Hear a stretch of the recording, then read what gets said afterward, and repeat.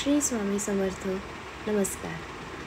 आज अगदी साधी सोपी हिरव्या टोमॅटोची चटणी म्हणा किंवा भाजी मूग डाळसोबत खूपच छान लागते. चला करूया तयारी.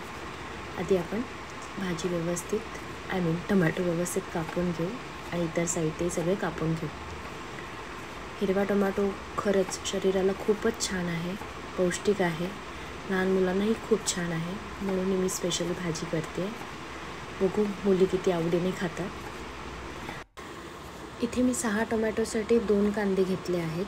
2 कांदे चिरून घेतले. 7-8 लसणाच्या पाकळ्या ठेचून घेतल्या. ह्यात खरंच लसूण टाकलेलं खूपच चवीला येतं. कोथिंबीर, कढीपत्ता आणि मुठभर मूग डाळ भिजून मी 1 तास आधी भिजवून ठेवलेली आहे. आता आपण कढई तापवून घेतली आहे. तेल ओतून घेतलं आहे. तेल जरासं तापवून देऊया आणि त्यामध्ये आपण नेहमीप्रमाणे आपलं आधी राई जिरं फोडणीला घालून घेऊ. राई तडतडून घेऊ व्यवस्थित. कढीपत्त्याचे 7-8 पाने घेतलेत. लसूण ठेचलेला आपण फोडणीला घातलेला आहे. आणि आता हिंग आवडीप्रमाणे, आणि खरंच हिंग सगळ्याच भाज्यांना खूप छान आहे. थोडंसं हिंग घातलं की भाज्यांची चव जरा का होईना बदलते. आता यात आपण कांदा परतून घेऊ. कांदा परतून झालेला आहे आपला व्यवस्थित.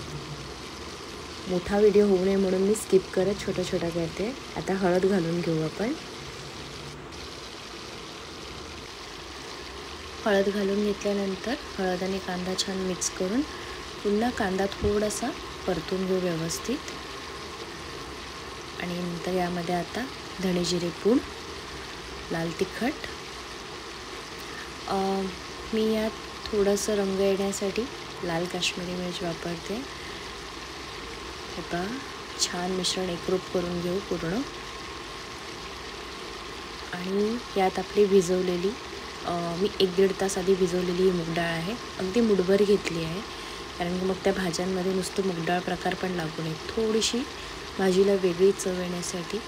नंतर नुसती टोमॅटो चटणी खाल्ली काय आणि भाजी खाल्ली काय एकच लागेल, म्हणून भाजीसाठी मी मूग डाळ वापरलेली आहे.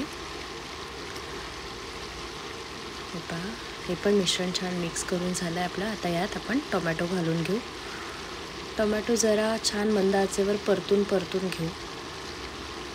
मी हा व्हिडिओ लॉंग, कारण की ह्या सगळ्या व्हिडिओजमध्ये लॉंग खूप होणार, मोठा व्हिडिओ होऊ नये म्हणून मी स्किप करत छोटा व्हिडिओ बनवत आहे. आता हे असे परतून झाल्यानंतर छान पुन्हा एकदा ढवळून घेतलं मी आणि त्यावर आता झाकण ठेवून ते शिजायला देऊ. शिजल्यानंतर हे असं झालेलं आहे मिश्रण. आता यात मीठ घालून घेऊ आणि थोडी कोथिंबीर घालून भाजी पुन्हा परतून 1-2-3 मिनटं झाकण ठेवून पुन्हा ती भाजी वाफवून घेऊ आपण. झाली आपली भाजी तयार.